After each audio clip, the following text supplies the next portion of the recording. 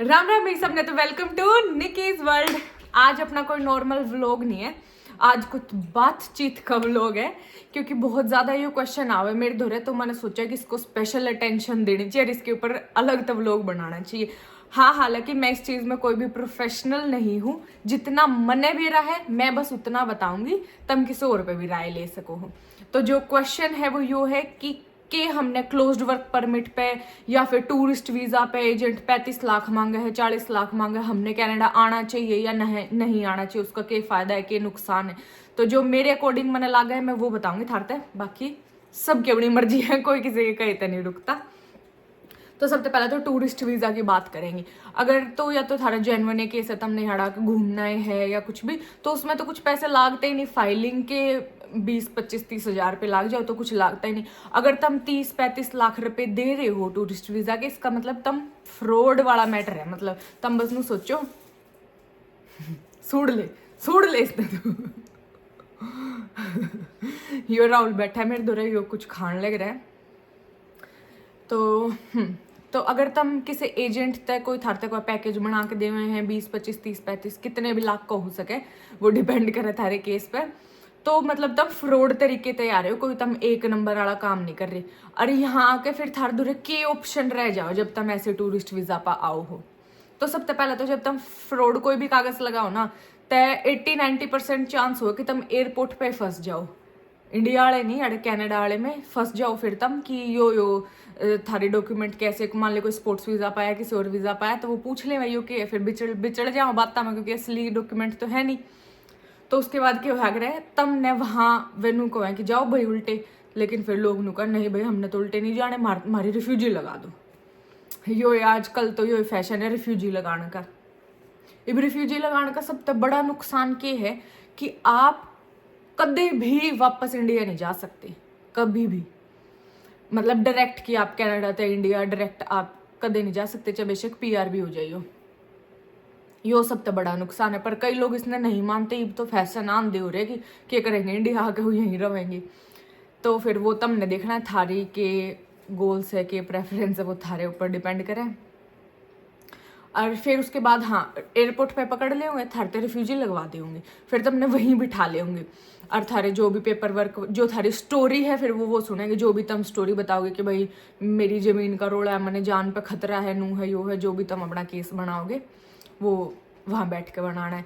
उसके बाद वो तुमने जान देंगे बाहर, जितनी भी देर का वो टाइम पीरियड होगा, आ जाओ बाहर, तुमने जित जाना है जाओ। फिर 1 या 2 दिन बाद दोबारा तुमने रिफ्यूजी ऑफिस जाना पड़ेगा और वहाँ पे दोबारा तो अपनी सारी स्टोरी लिखवानी पड़ेगी, और कितना हो या के नंबर यूज़ करो, सारी चीज़ तुमने वहाँ देनी पड़ेगी। पासपोर्ट वो थारा खोस लेंगे जब थारे पास जब ऑप्शन है कि तुमने वापस जाना है कि नहीं, ठीक। लेकिन लोग नहीं जाते जब इतने रुपये लगा कर आ रहे हैं। तो फिर तुमने कोई वकील ढूंढना पड़ेगा। वकील ऑन एन एवरेज 6,000 से लेकर 12,000 तक रुपये ले हुए हैं एक केस के, मतलब एक बारी के केस के। 3 बार तुम अपना रिफ्यूजी का केस लगा सको, रिजेक्ट होता जगह तो 3 बार लगा सको, तो एक बार के 6 से 12,000 एवरेज रुपये ले आ गया वकील। $1,000 6 से 12,000 $, जो कि बहुत बड़ा अमाउंट नहीं है, बहुत बड़ा नहीं, क्योंकि उस तो बड़ा तो तुम इंडिया तो लगा कर रहे हो 20-25-30 लाख रुपए जितना भी, तो उसके आगे कुछ भी नहीं है ये अमाउंट, वो ले देना पड़ेगा। फिर उसके बाद थारी 1 महीने बाद 1.5 महीने बाद गवर्नमेंट की तरफ तो कुछ पैसे आने भी तुमने चालू हो जाओगे, जब तक तुमने काम नहीं मिलता। खर्चे के 700 800 900 $, कुछ ऐसे आने भी शुरू हो जाएगा जब तक तुमने काम नहीं मिलता। तुमने सिन पे जब तक तुम काम नहीं करते, कई लोग कैश पे काम ढूंढ ले, पर हालांकि आज की तारीख में कितने है नहीं कैश पे काम, पर फिर भी अगर कोई ढूंढ ले वह तो वह पैसे भी लेते रहो और वो भी करते रहो। सारा मतलब फ्रॉड ही केस है फिर जब तक केस चलेगा। और किस्मत की बात है यार, नू भी नहीं है कि एजेंट थारते इंडिया तेनू को 6 महीने में PR हो जाओगे, 1 साल में PR हो जाओगे, ऐसा कुछ नहीं होता। होने तुम पहली तारीख पे भी PR हो सको, नहीं तो 3-4 साल तक भी केस चल सके, फिर उसके बाद फैसला होगा। अगर रिफ्यूज होता तो दोबारा भी लगा सको तुम। ऐसे ऐसे अगर रिफ्यूज होता तो जब तक तुमने लॉयर की गोज तो भरनी है और अपना भी काम कूम देखना पड़ेगा लीगली। फिर थारता वर्क परमिट भी मिल जाओ, तुम कितने वर्क परमिट पे सिन पे काम ढूंढ सको, पर वो जो थारे पैसे हैं वो बंद हो जाओगे जो गवर्नमेंट देवे। और ये जो वकील के पैसे हैं जरूरी नहीं कि तुमने एक साथ देने हैं, वो वकील ट्रेनिंग के ऊपर डिपेंड करे, तुम किस्त भी बनवा सको उस चीज़ की, तो एक साथ देने की कोई ज़रूरी बात नहीं होती। फिर वर्क परमिट आ जाओगा, तुम अपना काम वगैरह ढूंढ सको, वो फिर जितने साल केस चलेगा उस पर डिपेंड करे। फिर मान लो कि तुम्हारी पीआर आ भी गई, पीआर आने के बाद भी तुम लोग कदे भी डायरेक्टली लीगली इंडिया नहीं जा सकते, क्योंकि तुमने इनकी गवर्नमेंट तक कहा इनू है कि मेरी तो जान ने खतरा है वहाँ मैंने मैं जाऊंगा वापस तो वो मैंने मार देंगे, इसलिए मैंने शरणार्थी बना लो यार अपने देश में। तो नेपाल के थ्रू या कहीं नू जाना पड़ा, और मान लो कि तुम गए, तुमने फोटोज वीडियोस कुछ डाली, तो कोई थार ते जलता हो, उसने देख लिया यार गवर्नमेंट ते दिखा दिया कि थार पे कुछ भी कर दिया, फिर थारी पीआर चली जाए, है ना? ऐसा भी हो ना, ऐसा भी। राम राम भाई सब ने। तो कनाडा तो इंडिया पैसे भेजने और कंफ्यूजन है कि कौन सी ऐप ते भेजे, तो क्यों दिक्कत मान रहे हो मैं बताऊंगी। या जो तुमने लोगो दिखा है ये पे पेनी ऐप का लोगो है, जिससे मैं पर्सनली अपने पैसे इंडिया भेजा करूँ, तो तुम भी यह ऐप यूज कर सको।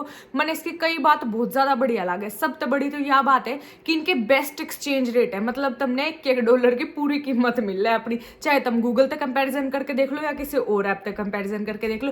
प्लस जो हम यहाँ इंडिया पैसे भेजे, 0 ट्रांसफर फीस है, कोई ट्रांसफर फीस से नहीं लागती, बिल्कुल सिक्योर्ड पेमेंट हुआ है।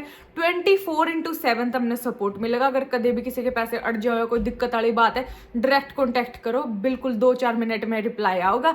और ये रजिस्टर्ड ऐप है फिनट्रैक के साथ, तो कोई टेंशन वाली बात नहीं है। सबसे बढ़िया बात जो उससे भी ऊपर है, रेफर और अर्न की स्कीम भी है इस दूर है। तो मतलब अगर तुम अपने किसी फ्रेंड ते रेफर करो हो तो तुमने उसमें ते पैसे भी मिल रहे हैं, तो फिर फटाफट जाकर रेफर करो सब ते। हाँ, तो एक तो यो केस था जिसमें वो एयरपोर्ट पे पकड़ लिए।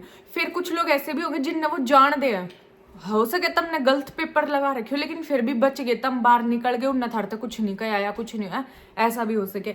तो फिर तुमने बाहर आके देखना थार धरो ऑप्शन की है, या तो तुम अपने टूरिस्ट वीजा ने कन्वर्ट भी करवा सको, तुम रिफ्यूजी लगाते ही नहीं। इबे तो यहाँ यो LMI वाला सिस्टम चल रहा है, यो कोविड में गवर्नमेंट ने चलाया था कि अगर तुम किसी भी LMI खरीदते हो किसी कंपनी में, LMI का मतलब होया अगर जो इंडिया वाला नहीं पता कि मतलब थारते कोई जो अगर कंपनी है उसका टर्नओवर वगैरह भी अच्छा है, वो थारता अगर जॉब देवे है तब बंदी जॉब, मतलब कि तुम उसे धोरे 1 साल या 2 साल तक काम करोगे, उससे थारे PR के पॉइंट हो जाओ।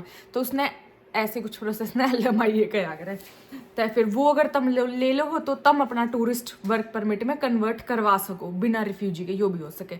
लेकिन अगर तुम उसमें ज़्यादा पैसे लागे, उसमें इंडिया तो तुम लगा के आए हो जितने भी 20, 25, 30 याड़ा आने के बाद भी LMI इब जुगड़, या तो तुम में स्किल्स हो इतनी कि तुमने कोई खुद काम देवे। इब स्किल्स तो होंगे नहीं जब सारे कागज इंडिया ते नकली लगा कर रहे हो, 1 नंबर में आए नहीं रहे ऑलरेडी, तो फिर तुम में अगर कोई स्किल नहीं है तो तुमने वह खरीदनी पड़ेगी, जो कि मिल रहे है एवरेज मिल रहा है $25,000 तो है, 25,000 तक चालू हो जाए, महंगी कितनी हो सके। 2 साल तक थारी गिट्टी उसी के हाथ में 2 साल तक थारी। हाँ, तो मतलब वैसा है। और उसमें भी 2 टाइप के हो, या तो हो सके वो थार तक काम जेन्युइनली देवे कि तुमने उससे धोरे काम करना है, फिर 2 साल तक तो तुम बंद रहे हो, तुमने उसी के साथ काम करना है। और दूसरा जो सबसे ज्यादा याडे चल रहा है कि वो थार तक काम नहीं देवे, बस वो थार तक कागज देगा, हर महीने थारे खाते में पैसे डलवाओगा, तुमने फिर उस तक कड़वा कर उल्टे देने हैं। खाली वो पैसे उल्टे नहीं देने, जो उस एम्प्लॉयर का टैक्स कटेगा ना, वो भी तुमने अपनी जेब में तो उल्टा देना है, तुमने खुद कैश पे काम ढूंढना पड़ेगा, जो कि आज की तारीख में कैश पे काम है ही नहीं। ये दूसरा सिनेरियो था जो कि मुश्किल भी है। और पर इसमें नू है कि तुम इंडिया जा सको, फिर जब तुम बाद में PR हो जाओगे या तुम 1 नंबर के ट्रैक पा जाओगे, या फिर वो ये LMI की बजाय तुम क्या कर सको, जो अगर छोरा है तो किसी छोरी नहीं देख सके जो यहाँ वर्क परमिट पे हो और उससे ब्याह कर ले तो उसका कन्वर्ट हो जाओगे, या फिर जो PR या कोई छोरी आई है तो वो किसी छोरे ने देख सके नू। और वैसे नू पैसा में भी ब्याह हुए, लेकिन मैं किसी भी 2 नंबर के काम में सपोर्ट नहीं करती, वो फिर क्योंकि तुम्हारे पास कोई सबूत है नहीं, वो बाद में नाट के तो सारे पैसे लेके फिर वो वो रिस्क अपना पड़ा है।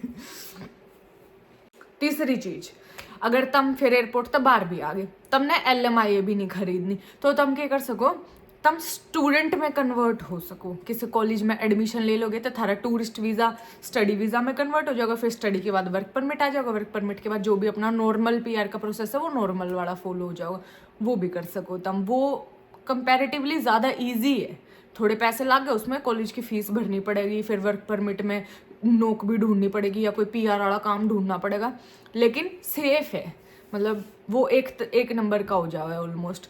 और तम नहीं, मैं तो कुछ नहीं करना यार, एयरपोर्ट पे भी रिफ्यूजी नहीं लगा यार, बाहर आके तुम सोचो कि इव रिफ्यूजी लगा देता हूँ तो आन के मतलब तुमने महीने भीतर है ऑलमोस्ट रिफ्यूजी लगानी पड़े कि मैं वापस नहीं जाना चाहता, मैंने तो अपने देश में यो खतरा है, तो तुम यहाँ जाकर रिफ्यूजी ऑफिस पर वो भी लगा सको। तो ये सारे तरीके थे जिससे तुम अपने टूरिस्ट वीजा ने किसी और वीजा में कन्वर्ट करवा सको।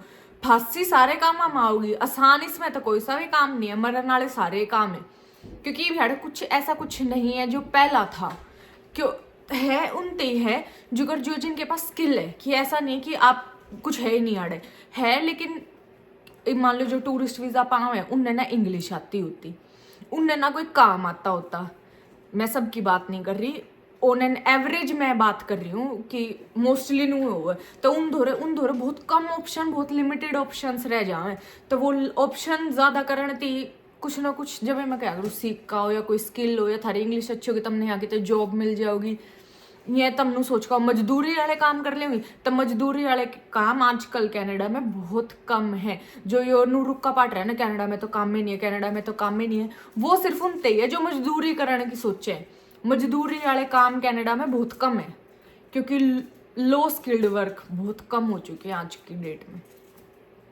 समझ रही हो ना मैं क्या कहना चाहूँ। खा ले।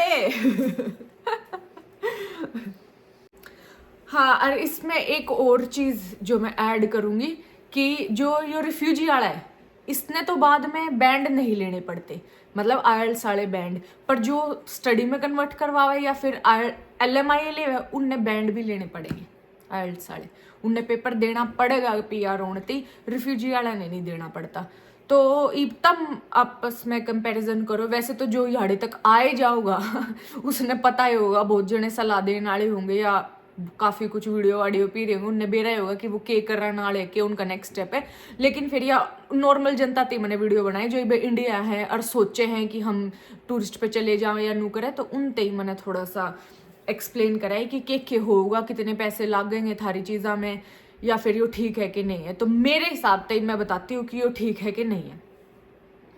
मैंने लगा भाई कि यो ठीक नहीं है, बिल्कुल भी 1% भी मेरे हिसाब से ठीक नहीं है, और आना भी नहीं चाहिए नू, क्यों इतने स्ट्रेसफुल चीज़ में बढ़ो, चाहे तुम वहीं अपनी इतनी इंप्रूवमेंट कर लो कि तुम 1 नंबर पा सको, और तुम नहीं यहाँ आके थार धोरे कोई स्किल हो तो तुमने यहाँ काम भी मिल जाए, बिन मजदूरी करने का तो क्या फ़ायदा इतनी दूर आके। हाँ, लेकिन फिर भी जिसने मेरी बात नहीं मानी तो वो लोग मत मानियो जिन धोरे इंडिया बिल्कुल कुछ भी नहीं हो। वैसे तो जिन धोरे इंडिया कुछ भी नहीं है, मतलब कि उनकी इंडिया जॉब भी नहीं मिल रही, उनके धोरे कोई ज़मीन किले या घर वगैरह, मतलब दाल रोटी भी मुश्किल है इंडिया, फिर वो यहाँ वो ना ज़्यादा पढ़े लिखे होते, उनकी इंग्लिश ठीक नहीं होती, ना उन्हें कोई काम धंधा आता होता, तो उन्हें यहाँ आके भी काम नहीं मिलता, वो यहाँ भी बहुत दुखी रहे। लेकिन फिर भी नू है कि जब इंडिया पैसे भेजे हैं तो वो है अपना 1/60 वाला हिसाब है, तो इसीलिए उनका थोड़ा ठीक रहे। तो खुद ही मतलब सोचो कि तम ना आना चाहिए कि तम नहीं आना चाहिए, थार तो बढ़िया कोई नहीं बता सकता कि ठीक है कि ठीक नहीं है, बाकी अपने घर जैसी बात तो कितने और होती नहीं, राइट? यस। यहाँ आने के बाद तो 99% जो आवे वो नुए कवे कि इससे बढ़िया तो 30-40 हज़ार की नौकरी इंडिया कर लेता, तो फिर क्योंकि दुखी इतने हो जाऊँ, कदे वकीला का चक्कर, कदे किसी चीज़ का चक्कर, कदे काम नहीं मिल रहा, कैश पर काम नहीं मिल रहा, कदे कुछ नहीं आ रहा, फिर कदे डेट है, केस नहीं पास होया, तो वो तो इंडिया तो सोचे बस कि चले जाओ, कुछ ना कुछ तो कर ले, कुछ ना कुछ तो कर ले, पर नहीं, थोड़ा स्मार्ट वर्क करो, वहीं तो सोचो तुम क्या करोगे कुछ ना कुछ में। जो आ रहे हैं पहला उन तब बात करो कि थारे गला क्या हो रहा है, कितना टाइम तुम ना आए हो गया, तुमने के मिल के वहां तक तुम लगाओ 30-35-40 लाख रुपए, वहां कुछ कर लो, यार 2 नंबर मान की बजाय 1 नंबर में तो आओ, 1 नंबर में तो बिल्कुल आओ, जो आ सकता है 1 नंबर में बहुत अच्छा है, क्योंकि जो 1 नंबर में असली डॉक्यूमेंट लगा है, थोड़ा बहुत स्किल्स वगैरह सीख का हो।